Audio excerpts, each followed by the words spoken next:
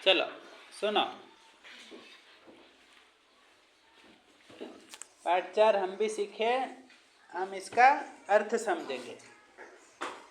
तो इसमें जो सबसे पहले 2 लाइन लिखी है, देश हमें देता है सब कुछ, हम भी तो कुछ देना सीखे।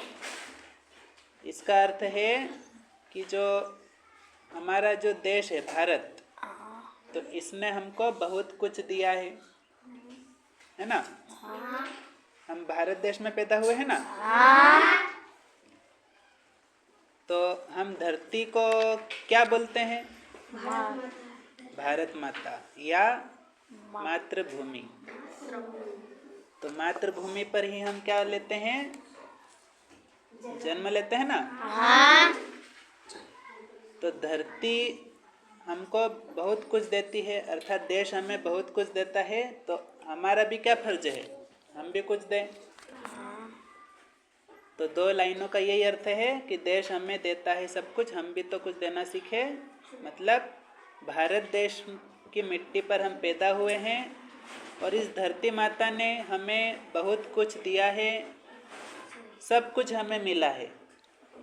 तो हमारा कर्तव्य बनता है कि हम भी कुछ दें। उसके बाद है सूरज हमें रोशनी देता।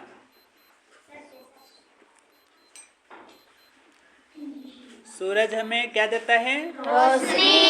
रोशनी देता है। सूरज पूर्व दिशा में उगता है और सुबह सुबह ही वो सबसे पहले उठ जाता है ना। तो हमको सूरज से पहले उठ जाना चाहिए कि बाद में? बाद में पहले। मतलब सूरज से हमको ये शिक्षा लेनी चाहिए कि सूरज हमें रोज रोशनी देने के लिए या उजाला देने के लिए समय पे उग जाता है और फिर जब उसका पूरा काम हो जाता है तो फिर शाम के समय वो अस्त हो जाता है ना।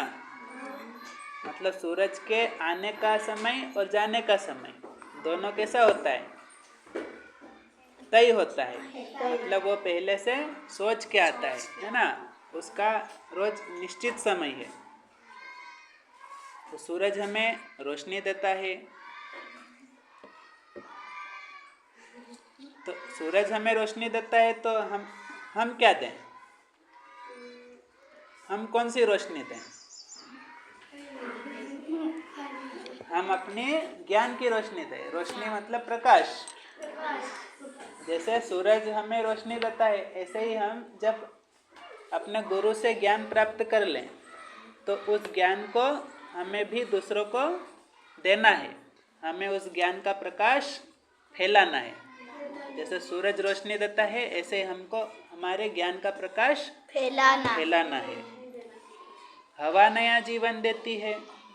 हवा नया जीवन देती है। तो जो हम हवा लेते हैं वो कौन सी गैस होती है? Oxygen gas.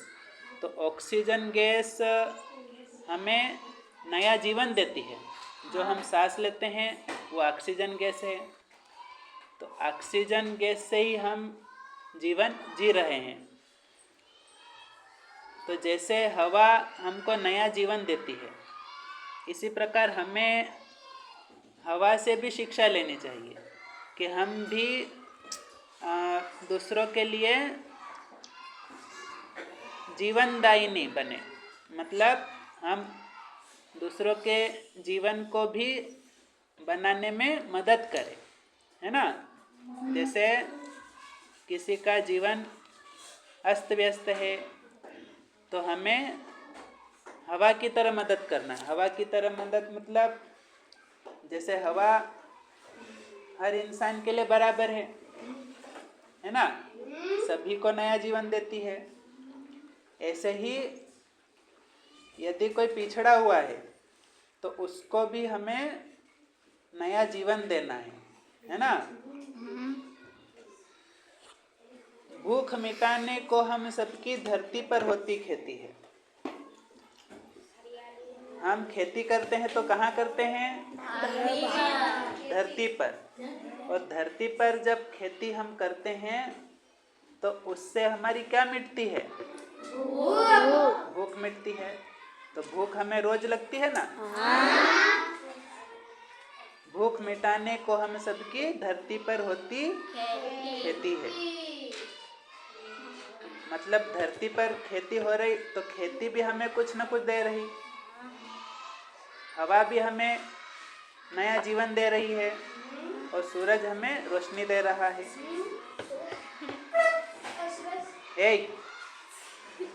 औरों का भी हित हो जिसमें हम ऐसा कुछ करना सीखे। अभी इसमें यहाँ तक हमने पढ़ा, देश हमें देता है सब कुछ, यहाँ से लेके हम ऐसा कुछ करना सीखे, यहाँ तक पढ़ा। तो इसमें क्या क्या चीज आई? सबसे पहले हमें किससे सीखना चाहिए? देश हमें देता है सब। उसके बाद हमें किससे सीख लेना चाहिए? सूरज से। सूरज क्या देता है? रोशनी देता है। हवा क्या देती है? नया जीवन देती है। और खेती कहाँ होती है? धरती पर। और खेती से हमारी क्या शांत होती है? भूख शांत होती है। इतना है समझ में? तो ये सब किसके लिए करते हैं? सूरज भी दूसरों के लिए करता है, हवा भी हम सबके लिए करती है, और धरती पर जो खेती होती है वो भी हम सबके लिए, हम सभी के लिए करती है। लेकिन हम दूसरों के लिए क्या कर रहे हैं, है ना? इसका भी हमको ध्यान रखना है। मतलब हम खुद के लिए तो जी रहे हैं, लेकिन क्या हम दूसरों के लिए जी रहे हैं क्या? तो हमें औरों का भी हित हो जिसमें हमें ऐसा कुछ करना सीखे, मतलब दूसरों का भी भला हो।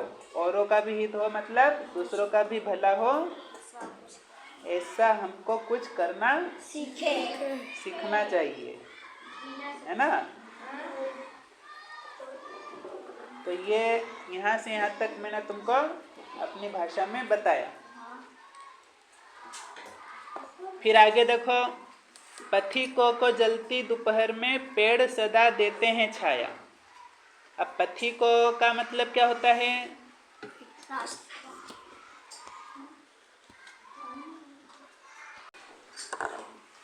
पथिकों का मतलब क्या होता है?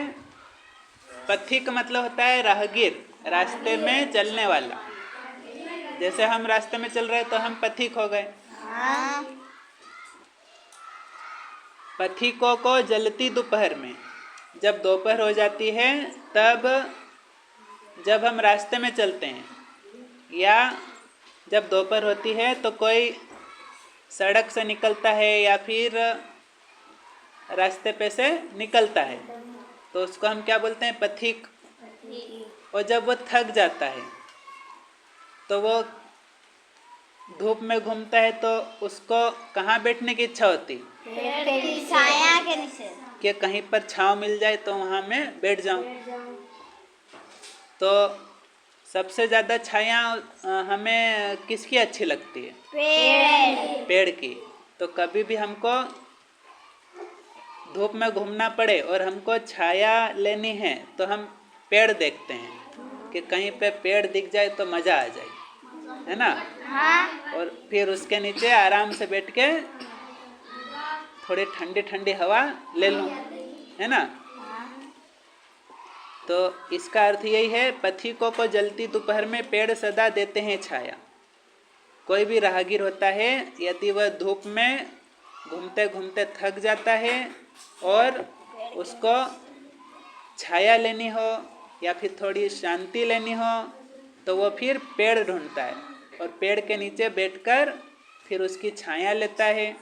और जब छाया में बैठता है पथिक तो उसको बहुत ही अच्छा लगता है, उसको जो पसीना आता है वो भी सूख जाता है और थोड़ा थोड़ा ठंडा भी महसूस करने लगता है वो, क्योंकि पहले वो ज़्यादा गर्मी में घूमा था और फिर छाया उसको थोड़ा ठंडा कर देती, दिमाग भी थोड़ा ठंडा हो जाता ना।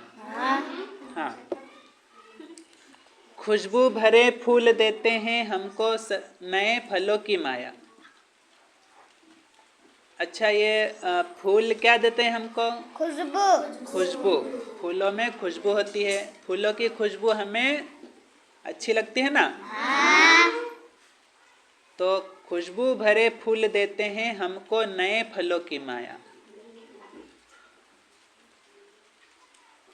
मतलब जो पेड़ पौधे होते हैं उसमें फूल भी होते हैं और फूलों से खुशबू निकलती है और खुशबू हमें बहुत अच्छी लगती है।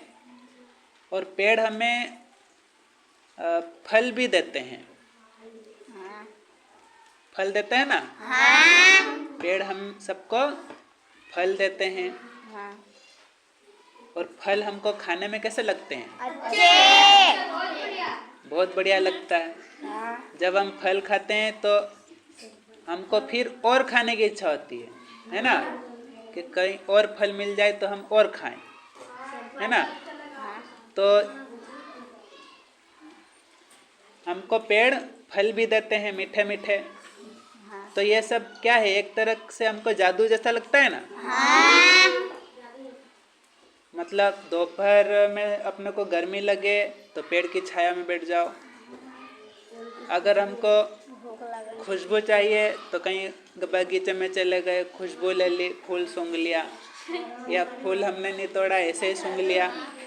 किसी बगीचे में जाते हैं तो हमको फूलों की सुगंध बहुत अच्छी लगती है। और फूलों पे क्या बैठता है? भौरा, मधुमक्खी, तितली, है ना। और फल भी हमको किससे मिलते हैं? पेड़ से।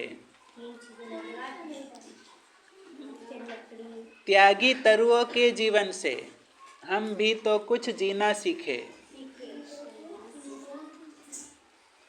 तो अभी हमने पेड़ के बारे में बात करी कि पेड़ से हमको सबसे पहले क्या मिली? ठंडी ठंडी छाया और खुशबू भरे फूल और मीठे मीठे फल। तो ये सब किसने दिए? पेड़ से मिले। तो पेड़ एक तरह से क्या है? त्यागी है। त्यागी मतलब त्याग करने वाला। त्यागी मतलब त्याग करने वाला। त्याग करने वाला। त्याग करने वाला मतलब अपने लिए कुछ नहीं सोचना, दूसरे के लिए सोचने वाला, है ना। त्यागी मतलब छोड़ने वाला। मतलब उसने हमको छाया दी अपने लिए, वो खुद धूप में खड़ा रहा, अपने को छाया दी। और फूल ने भी खुशबू दी और पेड़ ने हमको फल भी दिए। तो पेड़ या वृक्ष हमारे लिए क्या है? त्यागी है। उसने हम सबको देने के लिए अपना सब कुछ त्याग कर दिया, छोड़ दिया, खुद की चिंता नहीं की। तो इनके जीवन से, मतलब पेड़ के जीवन से हमको क्या सीखना चाहिए? जीना सीखना चाहिए। मतलब हम भी इनकी तरह जिएं, मतलब कुछ देकर जिएं। लेने में तो हम फटाक से ले लेते हैं, है ना। किसी के पास कुछ ज़रूरत होती तो उसके पास चले जाते हैं लेने के लिए, है ना। एक पेन की ज़रूरत भी रहती तो हम उससे पेन ले लेते हैं, उससे हम पेन भी लेने चले जाते हैं। कुछ भी ज़रूरत होती तो हम एक दूसरे से कुछ न कुछ मांग लेते हैं, तो वो सामने वाला हमको दे देता है। लेकिन पेड़ होता है तो उससे हमको मांगने की ज़रूरत पड़ती है क्या? नहीं।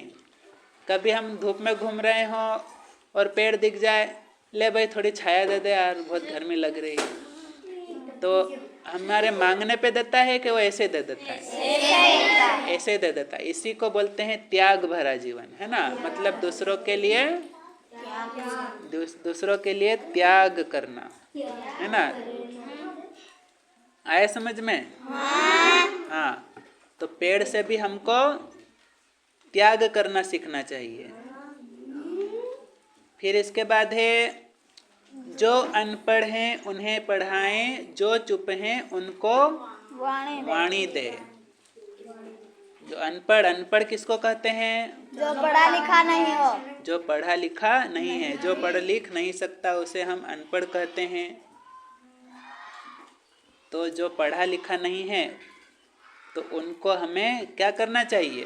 पढ़ाना चाहिए। पढ़ाना चाहिए और पढ़ाकर फिर आगे बढ़ाना चाहिए। अच्छा, हम सभी को आगे बढ़ा सकते हैं क्या? सबको आगे बढ़ा सकते हैं? हाँ। सभी को? नहीं। हाँ, आधों को। मतलब कुछ ऐसे भी लोग हो सकते हैं जो अनपढ़ है लेकिन उनकी इच्छा होगी तो आगे बढ़ेंगे ना। अगर हम खूब पढ़ा रहे हैं, उनको खूब पढ़ा रहे हैं और उनका मन ही नहीं लग रहा है तो फिर उनमें उनका मन लगाने के लिए भी फिर अपने को कुछ करना पड़ेगा। नहीं तो वो सोचे कि कहाँ भणा हुआ भी क्यों है। तो पढ़ाई के नाम से थोड़ी आलसी भी आती है ना। तो जो अनपढ़ है उन्हें पढ़ाएं, जो पढ़े लिखे नहीं हैं या जिन्होंने पढ़ाई नहीं की उनको पढ़ने के लिए भी अपने को बोलना है कि पढ़ाई करना कितनी अच्छी बात है। पढ़ाई करने के फायदे बताना चाहिए उनको, है ना, कि तुम पढ़ लिख लोगे तो कहीं भी तुमको परेशानी नहीं आएगी। ऐसे उनको समझाने का काम भी किसका है? हमारा है ना।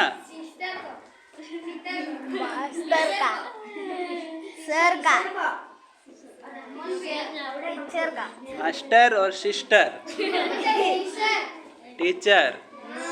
हाँ, सिस्टर तो सुई लगाने चली जाएगी, है ना। हाँ, तो वो भी पढ़ा सकते हैं। पढ़ाने में कोई भी पढ़ा सकता है। जो अनपढ़ है उन्हें पढ़ाएं। ऐसा जरूरी नहीं कि मास्टर ही पढ़ाएंगे। कोई भी पढ़ा सकता है। जैसे हमने तुमको ज्ञान दिया तो तुम पढ़ना लिखना सीख गए, तो अपने घर में भी जो पढ़ा लिखा नहीं है तो उनको भी हम पढ़ा सकते हैं, है ना। ऐसा नहीं सोचना कि अब इनको तो सर ही पढ़ाएंगे, सर का काम है, अपन क्यों माथा दुखाएं, है ना। तो अगर हम पढ़ना लिखना जानते हैं तो हम किसको भी पढ़ा सकते हैं, किसी को भी। अपने घर में जिसको नहीं पढ़ते आ रहा है उनको भी हम पढ़ना लिखना सिखा सकते हैं। अपने से भले छोटे हो या बड़े हैं, उनको हमको पढ़ाना सिखाना चाहिए। या नहीं पढ़ना चाहे तो थोड़ी देर कुछ भी पढ़ के उनको सुनाना चाहिए, है ना। सुन के भी सीख सकते हैं। ऐसा जरूरी नहीं कि लिखा हुआ ही पढ़ते आए। अगर कोई सुना हुआ भी अच्छे से समझ जाता है तो वो भी पढ़ा लिखा ही हुआ ना। जैसे यहाँ से हम कुछ सीख के गए और घर में हमने पढ़ने को बोला किसी को कि चल आए मैं हूँ तन भणी न बताड़ू, और फिर पढ़ के बताया और जब पढ़ा हुआ वो सुनेंगे तो बोले कि हाँ हमारो पोरियो तो असल भणे, है ना। मतलब उनको बातें समझ में आएगी। और फिर धीरे धीरे उनकी भी पढ़ने की इच्छा हो जाए कभी। ऐसा होता है ना। तो बोले हूँ भी भणी, कभी ऐसा होता है तो फिर उनको फिर पढ़ना सिखाना चाहिए। और जो अपने से छोटे हैं उनको भी हमको पढ़ाना चाहिए, जो अपने से बड़े हैं उनको भी हमको पढ़ाना चाहिए। जो चुप हैं उनको वाणी दे। तो अपने घर में हो ऐसा जरूरी नहीं, बाहर भी कहीं अपने को दिखे और वो अपने से कुछ सीखना चाहे तो उसको फिर सिखाना चाहिए, पढ़ाना चाहिए। जो चुप हैं उनको वाणी दे। जो चुप हैं तो कौन चुप हैं? मतलब जो चुप हैं इसका मतलब है जो बोल नहीं सकते। जो बोल नहीं सकते उनको हम क्या बोलते हैं? वाणी। जो बोल ही नहीं सकते उनको हम क्या बोलते हैं? आपकी भाषा में क्या बोलते हो? गूंगा। तो उनको वाणी दे, मतलब वो जो बोल नहीं सकता है तो उनसे हम तो बात कर सकते हैं ना, वो भले ही नहीं बोल सकता है लेकिन हम उनके पास बैठे, उनको समझाए, है ना, उनकी भी बात समझे। अगर कोई बोल नहीं सकता तो वो अपने से कैसे बात करेगा? हाँ। कैसे बात करेगा? इशारा करके, है ना। अच्छा, जो बोल नहीं सकता उससे हम कैसे बात करेंगे? उससे भी इशारा करके बात करेंगे क्या? नहीं। मतलब उसको तो हम बोल रहे हैं, उसको सुनाता तो है ना। हाँ। या उसको बोलते नहीं आता है या बोल नहीं पा रहा है तो हम उसको सांकेतिक भाषा सिखाएंगे।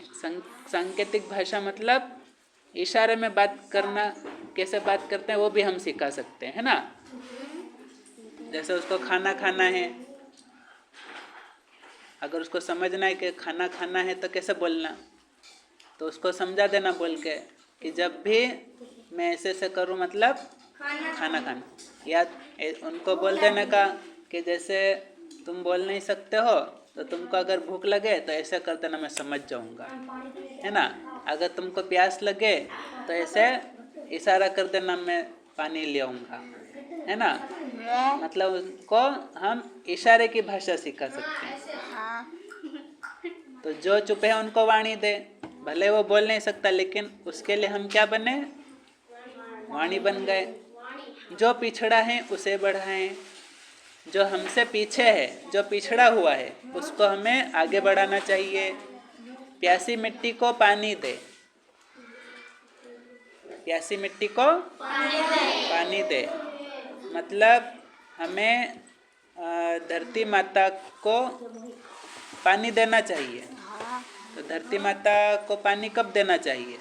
जब धरती माता पे पानी कम पड़ गया हो, है ना, और वहाँ पे पानी की कमी हो गई हो, तो उसके लिए हम क्या कर सकते हैं? पानी की कमी हो जाती है तो पानी दे सकते हैं। तो पानी हम कहाँ से लाएंगे?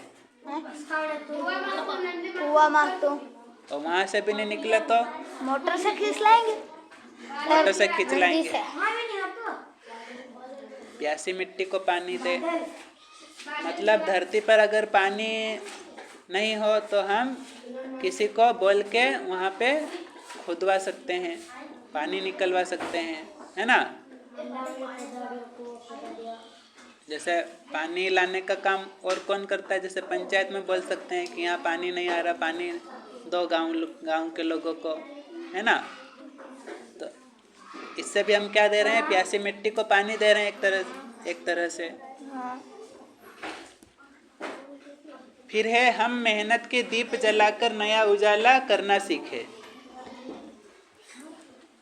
जब हम मेहनत करते हैं, खूब मेहनत करते हैं, तो वो काम भी कैसा है? दीप जलाने जैसा है। हाँ। क्योंकि हम मेहनत कर रहे हैं तो उससे क्या हो रहा है? हमारे परिवार का उद्धार हो रहा है। हमारा अकेले का तो उद्धार हो रहा है लेकिन हमारे साथ साथ हमारे परिवार की भी सुरक्षा हो रही है ना। जैसे आप लोग अच्छे पढ़ रहे हो, अच्छे पढ़ लिख जाओगे तो अच्छी मेहनत करके आगे बढ़ जाओगे, तो अपने परिवार के लिए तुम एक दीपक की तरह कार्य करोगे। दीपक, है ना। दीपक जैसे कहीं अंधेरा होता है तो एक कोने में जला के रख दो तो पूरे घर में उजाला हो जाता है, रोशनी रोशनी हो जाती है ना। ऐसे ही घर के तुम क्या हो? दीपक हो। तो तुमको क्या करना है? मेहनत, अपनी मेहनत से उजाला करना है ना। अब मेहनत करने के लिए जरूरी नहीं कि बहुत बड़ा पहाड़ उठाना है। मेहनत शब्द ऐसा है कि अपने को ऐसा लगता है कि बहुत मतलब ऐसा काम करना पड़ेगा कि बहुत पसीना बहाना पड़ेगा, तो अपना काम तो ऐसा है ही नहीं। किसान बहुत मेहनत करता है, उसको तो पसीना पसीना आ जाता है, तब जाके नई फसल उगती है ना। तो बहुत मेहनत करनी पड़ती है। और हम तो एक बच्चे हैं, विद्यार्थी है, तो हमको कैसे मेहनत करनी है? हमको पढ़ लिख कर मेहनत करना है। पढ़ना भी मेहनत का काम है ना। पढ़ाई का नाम सुन के आलसी आने लगती है, लेकिन जब हम पढ़ाई करने के लिए डट जाएंगे हाँ और सोच लेंगे कि नहीं हमको तो पढ़ना ही है, तो फिर हम आगे बढ़ेंगे और लगातार मेहनत करते रहेंगे तो हम ज़रूर सफल होंगे और हम अपने परिवार के लिए एक दीपक की तरह कार्य करेंगे। और जब दीपक की तरह कार्य करेंगे तो हमारे परिवार में हमारी वजह से या हमारी मेहनत की वजह से पूरे परिवार में खुशियाँ ही खुशियाँ रूपी उजाला हो जाएगा, है ना। तो आ गया पाठ समझ में? हाँ ठीक है।